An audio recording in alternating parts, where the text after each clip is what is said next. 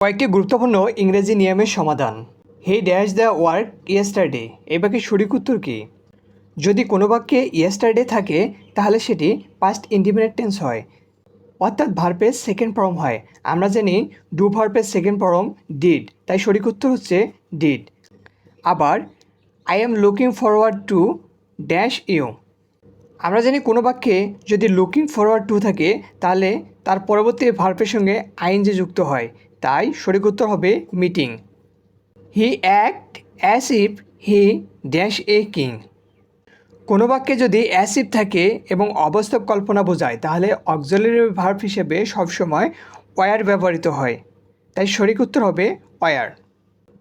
তাহলে আমরা জানলাম কোনো বাক্যে ইয়েস্টারডে থাকলে তাহলে পাস্ট ইনডিফিনিট টেন্স হয়, এবং লুকিং ফরওয়ার্ড টু থাকলে ভার্বের সঙ্গে আইএনজি যুক্ত হয়, এবং অ্যাস ইফ থাকলে সর্বদাই অক্সিলারি ভার্ব হিসেবে ওয়ার ব্যবহৃত হয়। ফলো করুন সৌরভ লার্নিং স্পেস নতুন নতুন শিক্ষামূলক তথ্যের জন্য।